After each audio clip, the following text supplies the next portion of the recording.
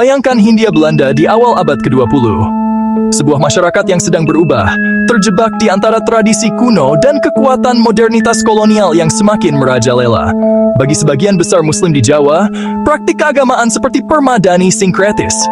Ajaran Islam bercampur dengan adat istiadat setempat, mistisisme, kepercayaan animisme. Inilah lanskap spiritual bagi jutaan orang. Meskipun sangat dipegang teguh, sebagian orang menganggap bentuk keyakinan ini menyimpang dari ajaran murni Al-Quran dan Sunnah. Pendidikan Islam formal sebagian besar terbatas pada pesantren tradisional. Pesantren, fondasi pembelajaran agama, menghasilkan ulama melestarikan pengetahuan suci. Kurikulum berfokus pada ilmu-ilmu agama, mata pelajaran yang minim, matematika, geografi, biologi, bahasa modern. Hasilnya, dikotomi antara pendidikan agama dan pendidikan sekuler, gaya Belanda. Hampir tidak ada jalan tengah, memaksa pilihan antara menguasai masalah akhirat. Perkenalkan Muhammad Darwis, seorang pemuda yang lahir pada tahun 1968 di jantung keagamaan Yogyakarta. Ia lahir dan dibesarkan di Kauman, tidak jauh dari Keraton Sultan. Kauman, sebuah daerah untuk pejabat agama keraton. Ayahnya adalah seorang imam Masjid Agung Yogyakarta. Sejak usia muda, Darwis tenggelam dalam dunia keilmuan Islam. Ia mempelajari Al-Quran, ia mempelajari bahasa Arab, ia mempelajari fikih, semua di bawah bimbingan ayahnya dan ulama-ulama lokal. Ia adalah produk dari sistem tradisional, namun pikirannya gelisah dan mempertanyakan. Ia mencari makna lebih dalam di luar ritual. Titik balik perjalanan hajinya ke Mekah, bukan sekadar iman, tetapi kebangkitan intelektual. Di Mekah, ia bertemu gagasan modernisme Islam, Muhammad Abduh, Rashid Ridha. Para ulama ini menyerukan kembali kepada Al-Quran, kepada Sunnah. Mereka menganjurkan penggunaan akal, ijtihad, untuk menerapkan prinsip-prinsip ini pada nilai modern. Di Mekah, Muhammad Darwis mengadopsi nama baru, Ahmad Dahlan. Ia kembali ke Yogyakarta bukan hanya sebagai haji, tetapi membawa visi transformatif. Inspirasi ini membuatnya berselisih dengan status quo. Ia melihat banyak praktik keagamaan dikaburkan oleh inovasi, bidah. Ia melihat takhayul, khurafat, hal-hal yang tidak disahkan oleh teks utama Islam. KH Ahmad Dahlan tidak langsung memulai organisasi besar. Ia memulai dari hal kecil, mengajar. Salah satu tindakan pertamanya, mengoreksi arah kiblat. Dengan pengetahuannya tentang astronomi dan geografi, ia menghitung masjid-masjid di Yogyakarta menghadap ke arah yang salah. Ia membangun langgar kecil dengan kiblat yang dikoreksi. Tindakan itu memicu perlawanan. Langgar kecilnya dibongkar oleh kerumunan bermusuhan. Namun, Dahlan tidak gentar.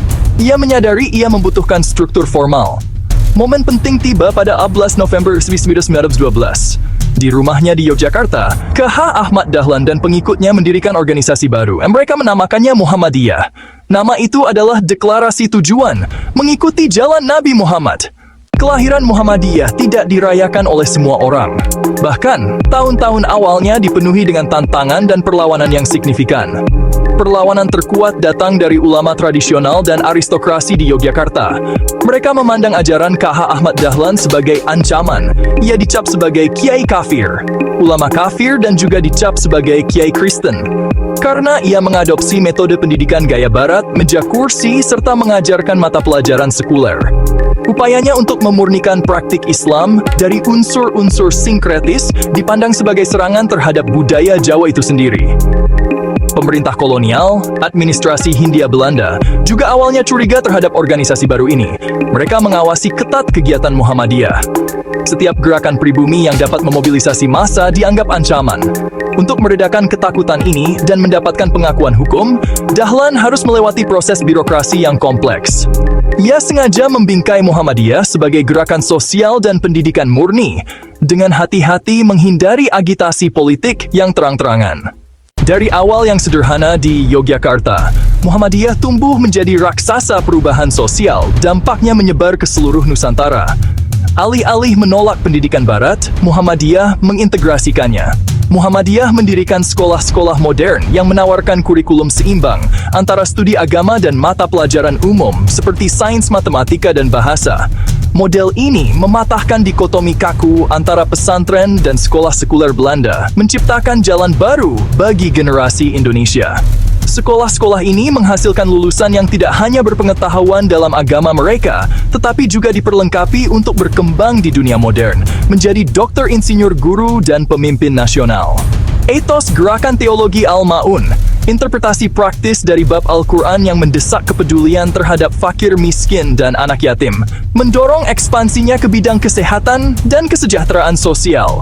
KH Ahmad Dahlan mengajarkan bahwa iman sejati harus diungkapkan melalui tindakan sosial yang konkret. Inisiatif ini merintis pendirian rumah sakit modern klinik panti asuhan yang dikelola oleh organisasi pribumi.